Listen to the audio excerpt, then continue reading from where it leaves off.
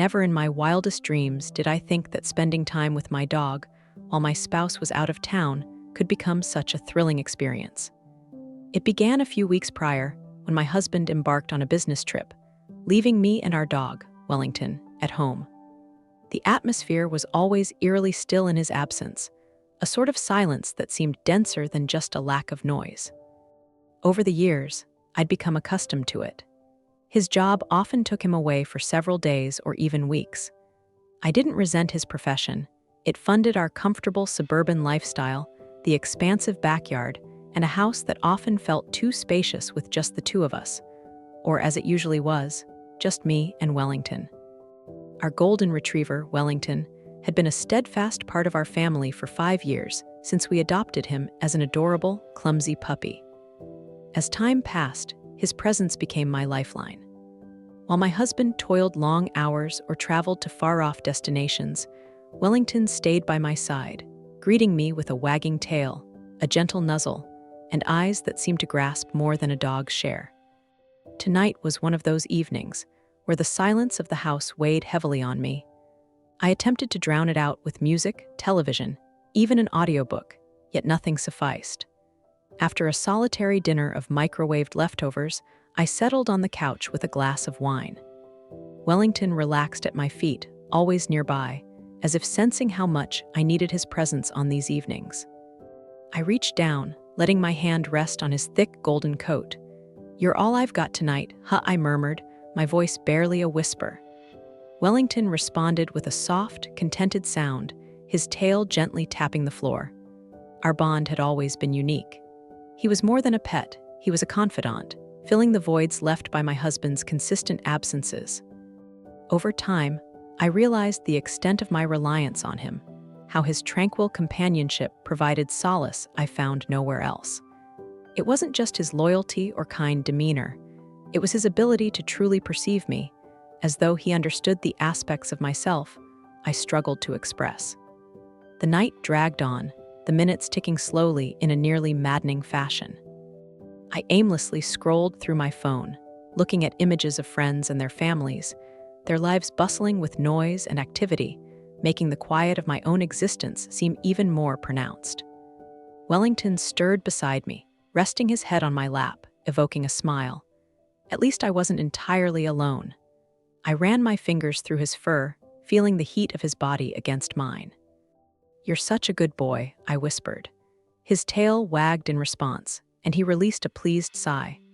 Moments like this made me appreciate him for the unconditional love he gave so willingly.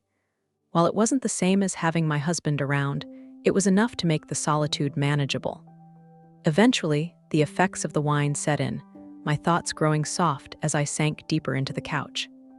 Wellington shifted again, curling up beside me as if he sought to protect me from the emptiness that surrounded us.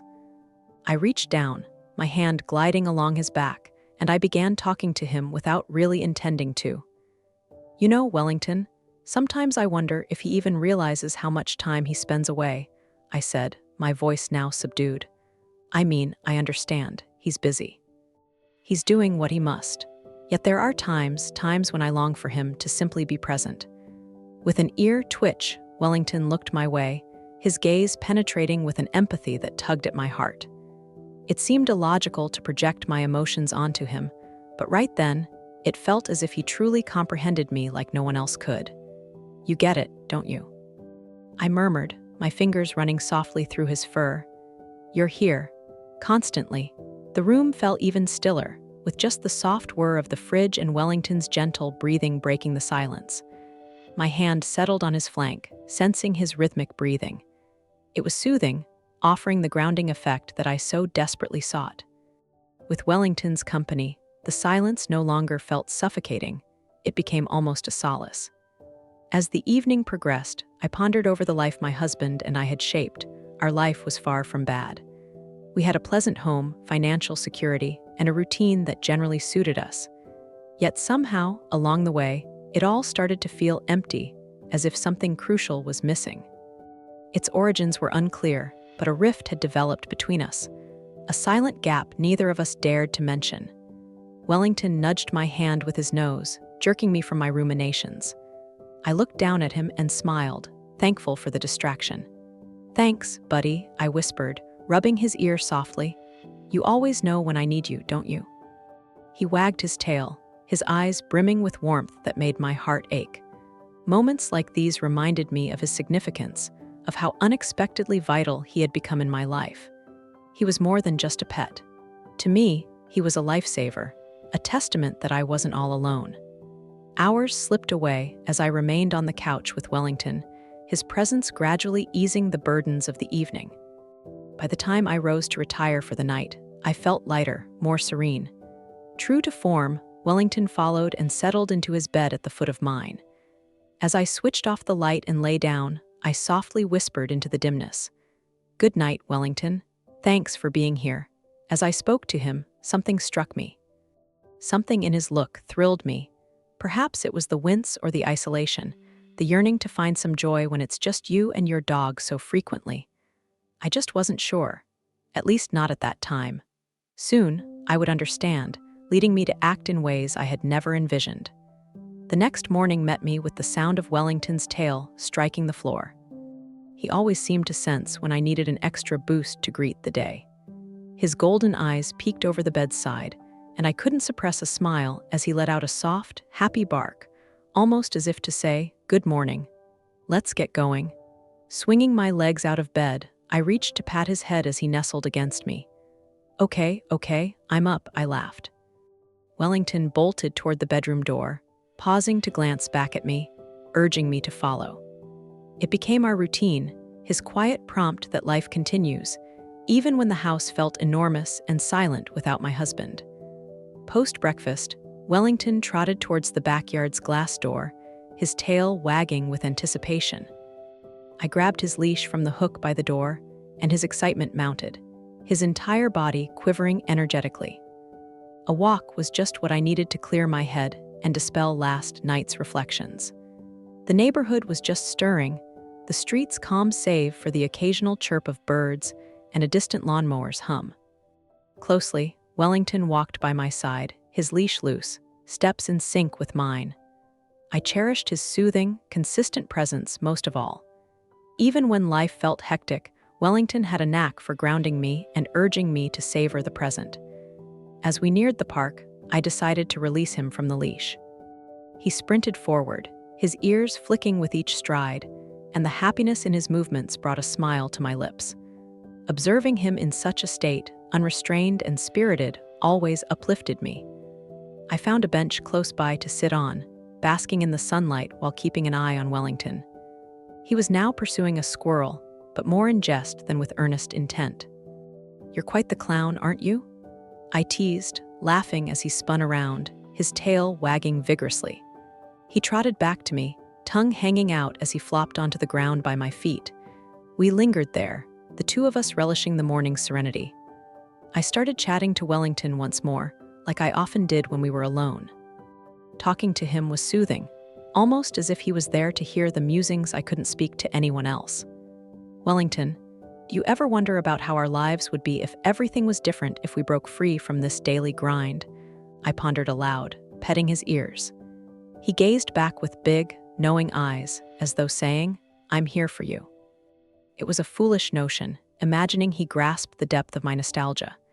Yet, in these instances, it seemed plausible.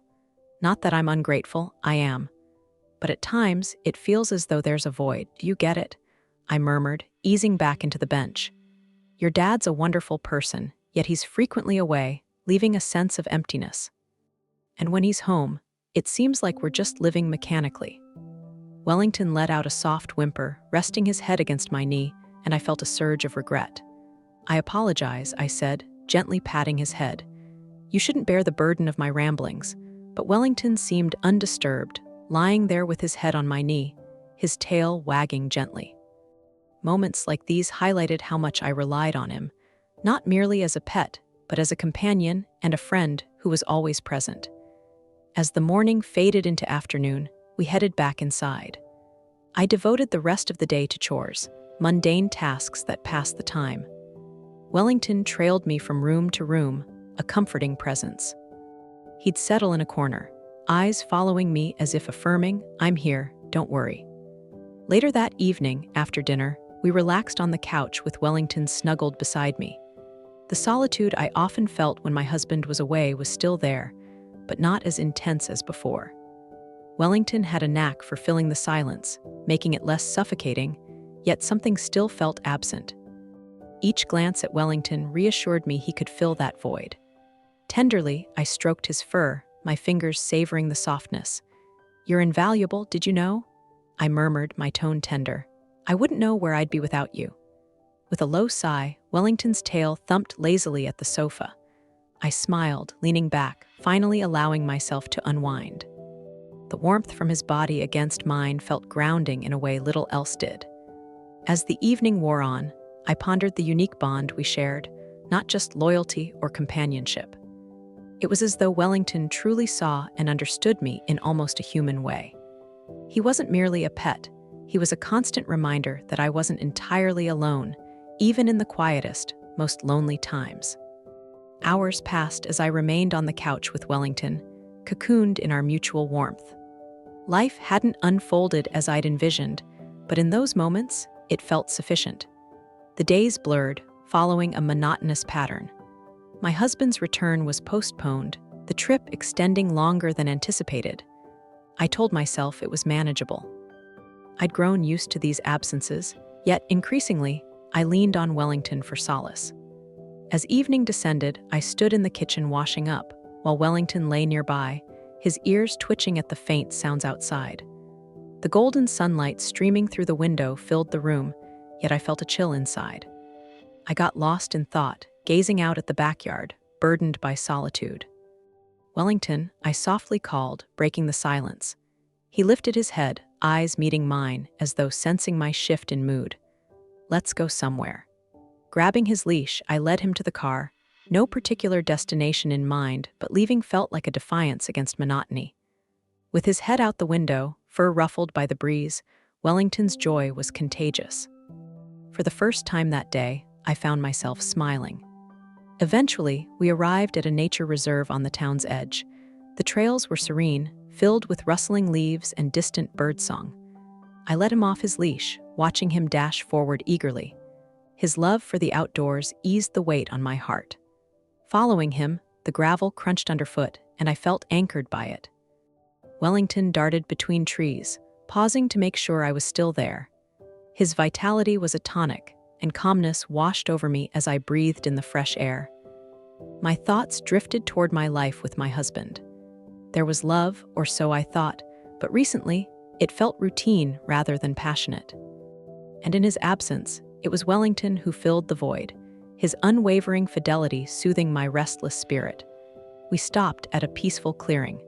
Wellington, contentedly exploring, eventually settled by me with a gratifying sigh. As I scratched his ears, his steady presence was reassuring. "You're my anchor, you know," I softly expressed. Wellington's warm eyes made my heart swell. In moments like these, I realized his immense significance. The dipping sun cast long shadows, and we lingered in that peace. Time seemed suspended, the world beyond slipping away. There, a serene clarity dawned on me, the weight of my thoughts lifted, liberating me. Walking back to the car, I recognized I needed this, a break from routine. Wellington moved beside me, our steps in unison, inspiring a wave of gratitude. He was more than a pet, an unwavering tether that mitigated loneliness. The journey home was quiet, dusk painting the sky in orange and pink hues. Wellington napped beside me, breath steady and calm. I gently placed a hand on his back, feeling a peace I'd longed for. Once home, the house felt less hollow. Wellington padded inside with me, his tail happily wagging as he made himself comfortable on his bed beside the couch. I sank into the cushions, feeling a serene contentment envelop me. The relationship with Wellington was unique in my life, simple, natural, and consistent. As I lay in bed that night, with Wellington resting at my feet, I pondered the bond we shared. It was beyond words, yet profoundly real, filling the void left by my husband's absence. Wellington was more than just a pet, he was a partner, a confidant, and perhaps my closest companion. For the moment, that felt sufficient. But was it? The next evening brought a darkness denser than usual, an oppressive blackness that enveloped the house and pressed at the windows. The air was heavy and charged, hinting at an impending storm.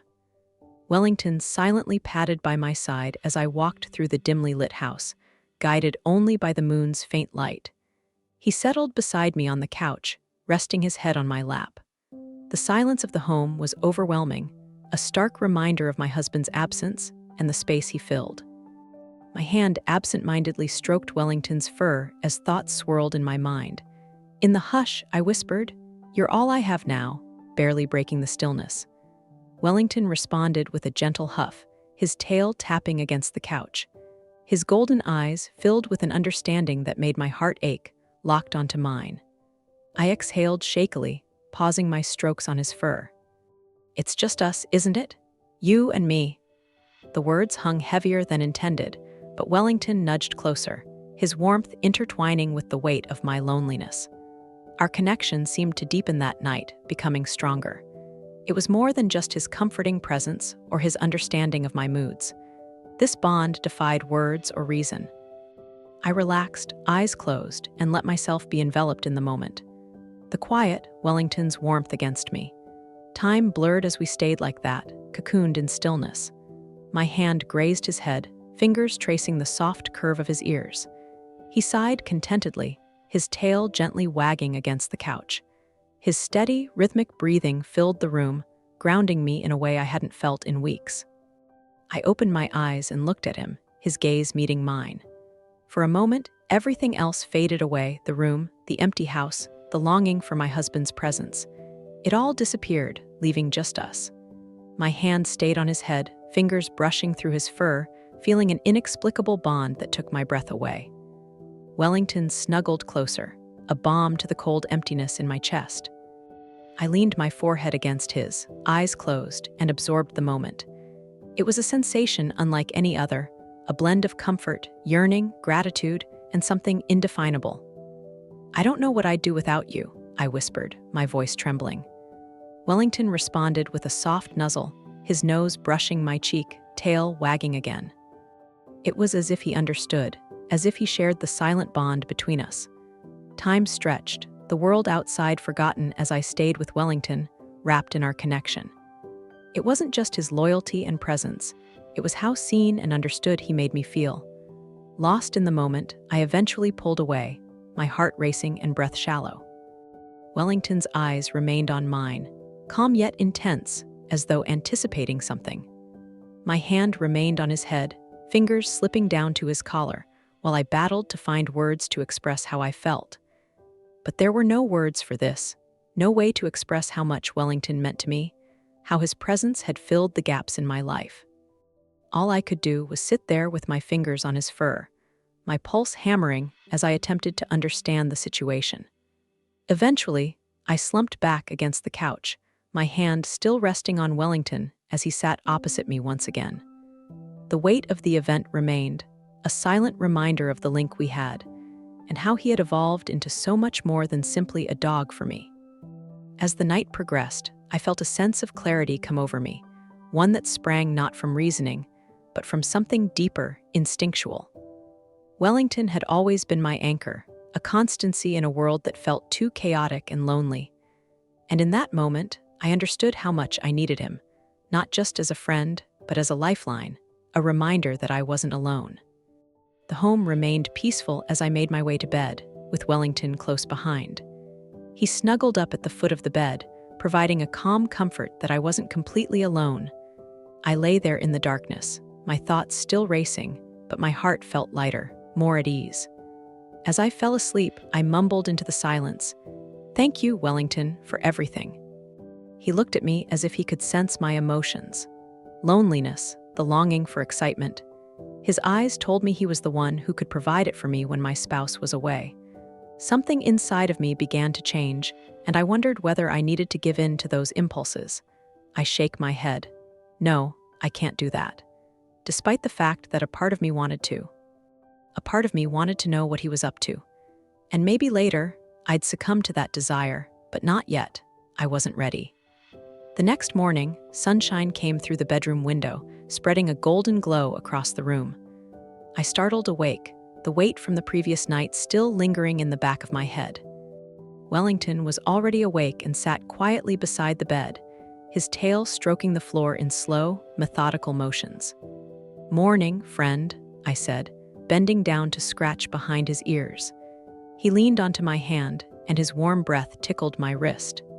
It was a simple gesture, but it had a weight that I hadn't realized before. As I prepared for the day, Wellington accompanied me from room to room, his presence providing a peaceful reassurance. The events of the previous night stayed in my consciousness, vivid and raw, as if they had imprinted themselves on my memory.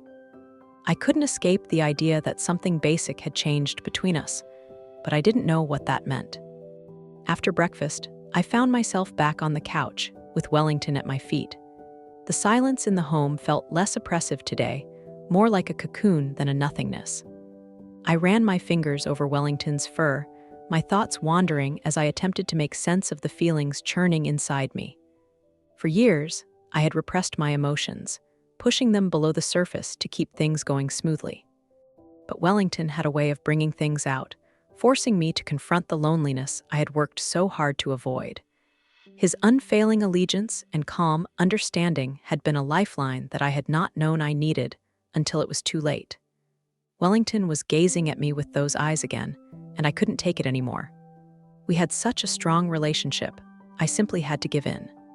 He seemed to be saying that he could fill my loneliness with exhilaration. I leaned in towards him, and he knew right away. I kissed him, and there was a tension between us that I couldn't quite describe. His tail was moving quickly, and while I couldn't go into detail, I can tell you that I let myself go. I got on my knees and turned around. Wow, I never expected Wellington's performance would be so excellent. The connection between us only seemed to deepen as we participated in our activities. It was truly incredible.